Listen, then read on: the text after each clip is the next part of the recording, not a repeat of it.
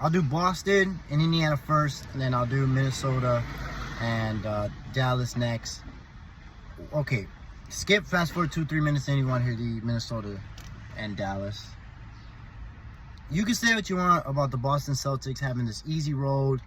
Injuries have played effect, which absolutely they have with the Bucks and with the Knicks and maybe a little bit of the Pacers. But how about we look at it more like the Boston Celtics are that good of a team, have the best record for a reason, are that stacked, and that's why it's an easy breeze because they're just that powerful of a team. We should look at that.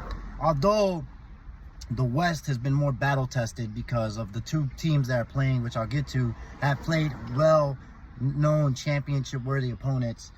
I mean, like the Cavaliers didn't have Donovan Mitchell. Yeah, okay, I get it. And no Jimmy Butler for the Heat. But you play who you play, bro. That's just how's that? It's not their fault.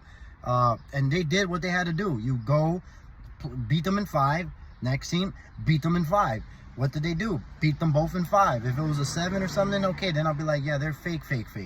But yeah, it's an easy road, and it might affect them in the finals because they're gonna be like, oh shit, now we're playing a real team. But stop it with all that bullshit. At the end of the day, they're all NBA basketball players. Now, this is going to be Boston in 5. Actually, no.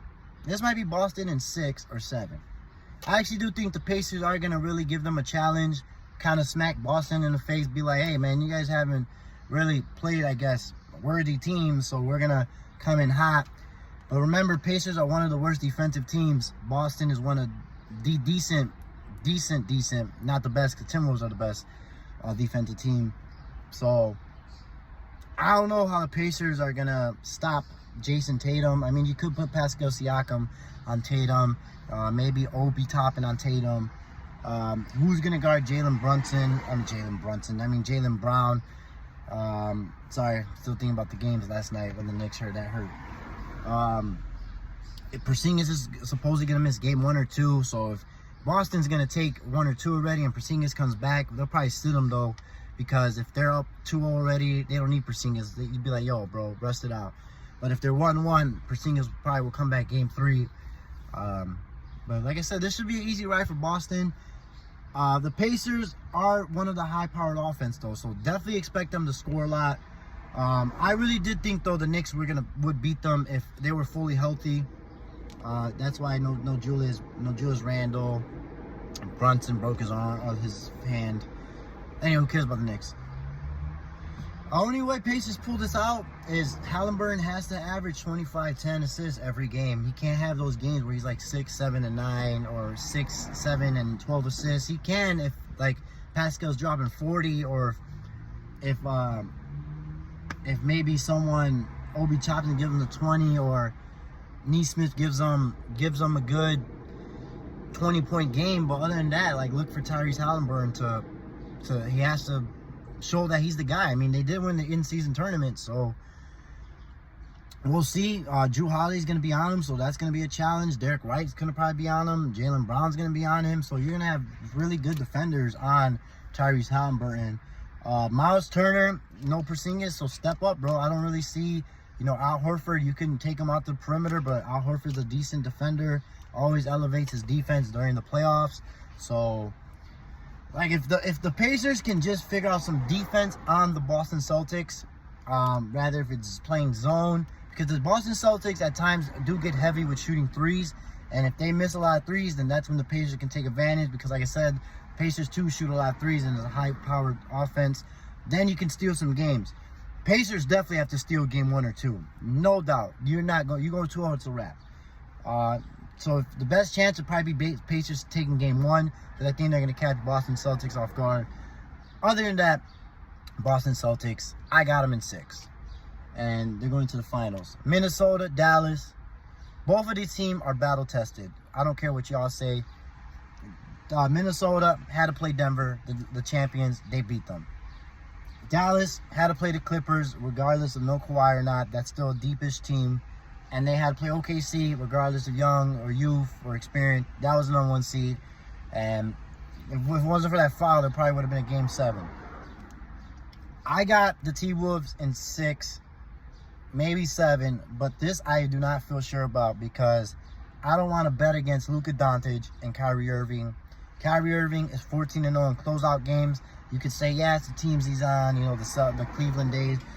Do you guys not remember that team or the Kyrie Irving when they played the Warriors, the 73-9, and he was dropping 40 with LeBron? They came back 3-1.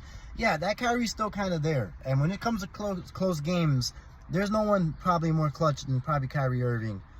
Maybe Jamal Murray, but Jamal's gone. And you got Luka on top of that.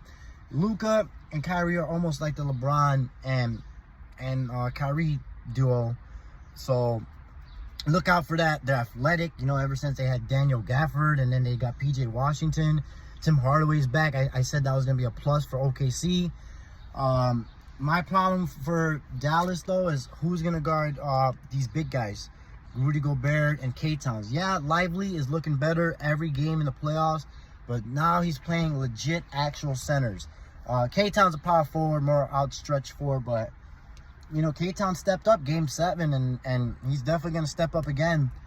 And Ant only dropped 16 points the last game, so you expect Anthony Edwards to drop a 30-piece or 40 in game 1 or 2. But this is, put it this way, best player on the court right now is Luka Doncic. Yeah, you guys could be like Anthony Edwards because of the defense he played, but I'm sorry, bro. It's Luka Doncic at the end of the fucking day. Like, dude's a fucking beast. And Kyrie Irving, and then it will be Ant. Then Kyrie Irving has like star power of 1, 2, and 3. So it's gonna come down who's the star again. And I think Anthony Edwards is gonna show that. And I think the number 1 defense of the T-Wolves is gonna show again. And I think it's gonna overwhelm Dallas. The big guys are gonna overwhelm them. It's going to force Dallas into playing the zone or into double teaming Anthony Edwards, which is going to leave K-Towns open, Nas Reed open, Alexander open, and Mike Conley open. And then who's going to guard Ant? Is it going to be? Is it going to be Kyrie? Is it going to be Kyrie? Is it going to be Derrick Jones Jr.? Because Luka is probably going to see a lot of people. Going to see Alexander a lot. He's going to see McDaniels a lot.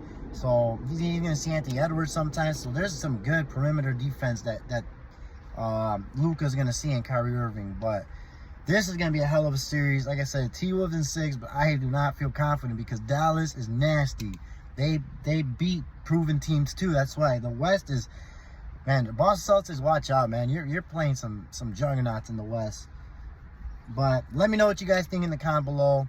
Like I said, I got Celtics, and then I got Minnesota, but Dallas, I wouldn't be shocked if Dallas takes that series. Other than that, I will have game 1 breakdown tomorrow. I'll be back in the studio. Sorry about being all over the place in the video. I'll talk to you guys later. Peace.